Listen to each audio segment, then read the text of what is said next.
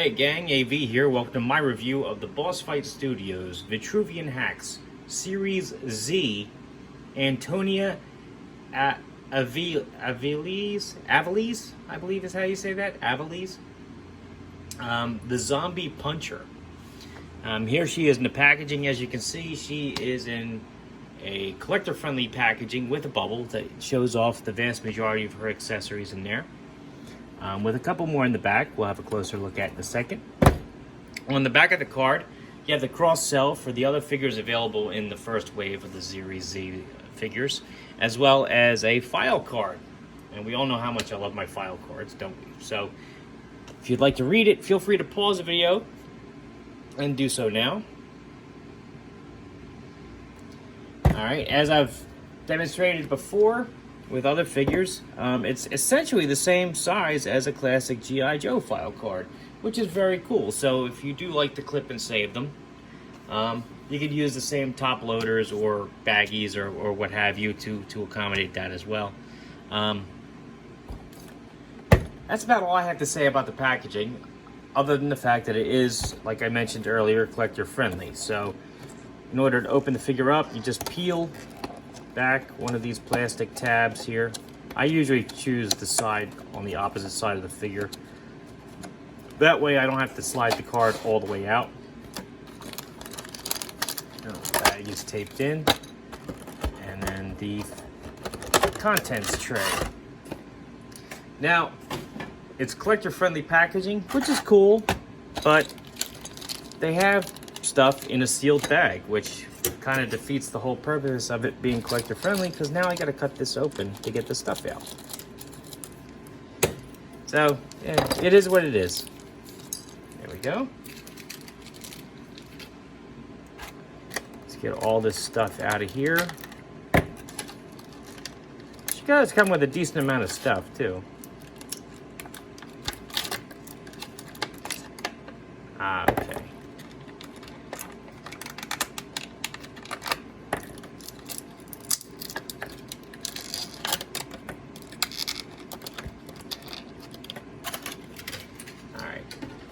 So, first and foremost, we're going to have a look at her accessories first. She has her figure stand, which are unique for the Series Z figures. It has 2 foot pegs, like a piece of sewer grate or whatever there. Maybe like a gas main access valve or something. And then these 3 holes. One of the viewers in the comments section actually told me that the holes are meant to accommodate the pegs on the back of the cadaver that comes with the human figures. So you can actually like peg this onto the base and have her displayed with that at her feet, which is kind of cool.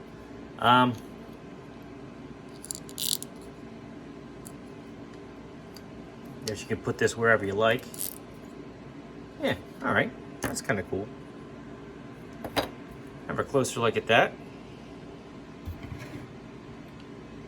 Nice detail on that, and they have like a decent gloss on all the bloody bits. It actually makes it look wet, which is a nice touch. This is a very cool piece.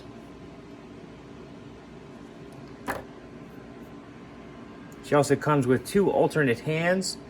These alternate hands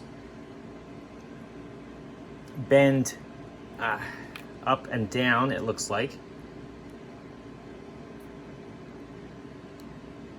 So they bend up and down like this, and unless I miss my guess, the ones on the figure should go in and out. But they don't. They bend up and down again. Same as the Lone Survivor I just finished reviewing. She had 2 pairs of the exact same hands as well. I don't know why they're doing that. You don't need 2 pairs of the exact same hands. Well, I guess these are trigger finger hands, whereas these are more grasping hands. But still, the articulation's the same. They used to have it so the articulation was different for the different sets of hands. But all right, so these are more like grasping hands, whereas these have the pronounced trigger finger on them. frankly, the trigger finger is also loose on the other set of hands as well, so it's not really necessary to have that, but whatever. I digress. She has 2 knives. Here's a machete with a bloody blade. It's a nice splatter effect on there, actually. It actually looks pretty natural on there. Nice touch on there. The handle is painted black and it has 2 holes fit in there. As you can see, these fit in the hand perfectly. The fingers are very forgiving on boss fight figures. You can bend them out of the way and they usually just go right back to their original shape. Easy. So getting accessories in the hands is never an issue. Here's a rather large knife with the same kind of blood splatter effect on the blade on this one as well. And same black handle with 2 holes pegged in there. She has a bloody broom, because why not, you know? Clear blood splatter on the top of the broom there. I guess she was swinging it at people. Or not people, zombies. I'm sure she's not that kind of a violent person, but it's a cool accessory, but we've gotten this a couple times already. With the Advent calendar set, with the radioactive zombie I reviewed, I think 2 years ago now. So we've gotten this accessory before. It's not a bad accessory. It's a good looking broom. She has an alternate head. Which, is it the same likeness? Maybe not. It may be a different likeness on there. Not sure if this is the same face sculpt. I don't think it is. But anyway, this girl's got hair, this one doesn't.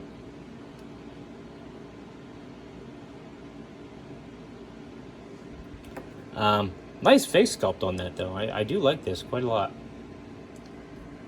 She has her sparring gear, her headgear, which has BFS for Boss Fight Studios. There on the forehead. The bald head is an obvious choice for that. That way you don't have to worry about any paint rub sliding it on and off. Although I will say that the stubble on the bald head is actually very nicely done.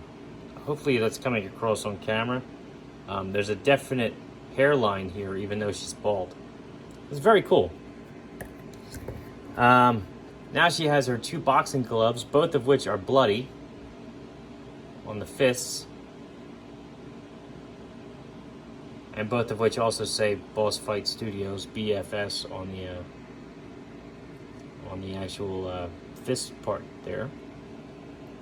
Unlike with like G.I. Joe figures back in the day, like Big Boa, they don't slide over the hands. You have to remove the hands and then peg these onto the forearms. But as you can see, they go right on. They look quite natural. They do look a little big for her little wrists though, but still, not too bad.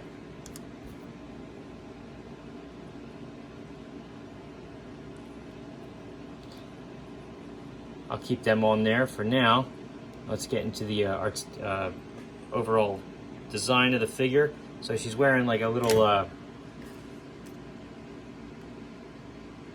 sparring outfit here. Basically like a sports bra and I guess like training pants and tennis shoes. Looks pretty decent. As a matter of fact, you know, without the boxing gear, if you were to just put the other head on, you'd have another civilian female in the background for your displays, which is pretty cool. I do like the fact that they give you options with these figures. That is preferable. All right, so articulation-wise, head is on a barbell joint, so you get a lot of range of motion out of it. Turn full 360 degrees. She can look up, sort of, down, pretty good. She can tilt from side to side to get some expression. And she's got a little wiggle room forward and back.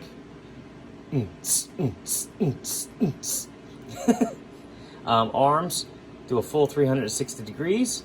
They can go up about that high, which is excellent. There's nothing at the bicep. Elbows will bend a little over 90 degrees. Full 360 degree rotation there as well. Wrists, full 360 degree rotation there at the peg. Plus, as I mentioned before, both sets of hands that she comes with bend down and up. So she can do this kind of motion here for slashing or whatever, posing her with whatever her weapons happen to be. Whoops. She has a diaphragm joint, which offers a great range of motion there. Very free moving. She can spin there too. As part of the figure's construction here, she also has a swivel here at the abs. Doesn't want to go in that direction though, but you can see it does go that way. Yeah, there we go. Legs. Pick her legs up about that high. Back hardly at all because of her badunkadunk. She can do the splits about like that. Kick her heels back all the way because of her double jointed knees. Ankles, she can point her toes. Ooh, that's stiff on mine. Ooh, I don't want to stress the plastic on that. Give me 1 second. Oh. Not good. Let's try this. Let's try this foot. All right, so we're gonna do that foot. Point your toes up quite a bit and point them down too. I'm not sure how well that's coming across on camera, but I now have stress marks, or noticeably stressed the plastic a little bit on both ankles. It's not the end of the world. It's just a very stiff joint on this particular figure, which is not that common with boss fight, but it does happen occasionally. Thankfully it didn't break, but I do have a little white line through the through the flesh tone of her ankles, which is a little unfortunate. Not thrilled about that, but thankfully it's not broke, and the joints do work.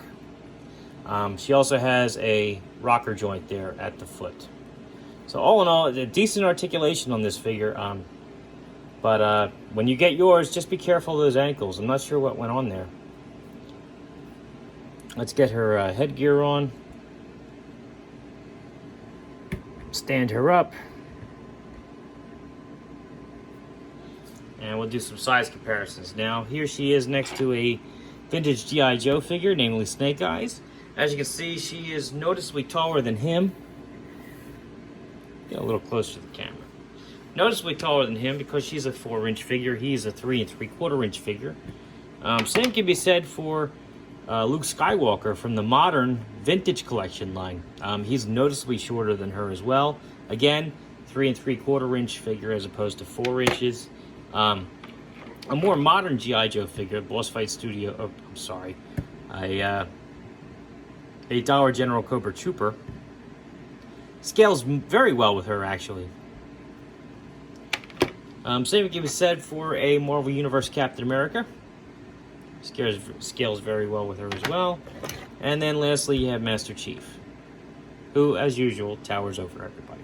So, all in all, it's a decent figure. You do want to watch those ankles when you get yours. Just don't force it. Heat it up. Soften up that plastic and then try to work the joint, because mine were very stiff. I used to commend them for the extra set of hands because they offered a different form of articulation. However, this particular set of hands, it just looks like grasping hands versus pistol grip hands, and quite frankly, the regular grasping hands have a separate trigger finger, so you could just use these on a gun.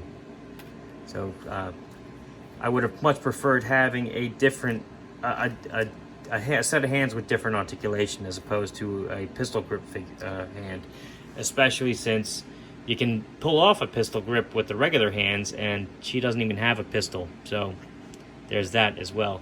Her accessories, on the other hand, are very good. I mean, she keeps with her character design with the boxing motif here, but she also has other options if you just wanted to make her another different standard civilian. You can give her blades or a broom like she just found it, an alternate head, so you can make her a brand new character if you like. And the zombie thing actually really did impress me. I like this a lot. So all in all, this has been AV. If you like this review of I'm gonna butcher her name again, and I apologize for that. Antonia Avilles, I believe is how you say it. The zombie puncher. If you like this video, check out my channel where you see a whole bunch of other 1/18 scale reviews, like figures, vehicles, accessories, you name it. Maybe even a few comic books thrown in there once in a while. If you like what you see there, then please subscribe. And as always, thanks for watching.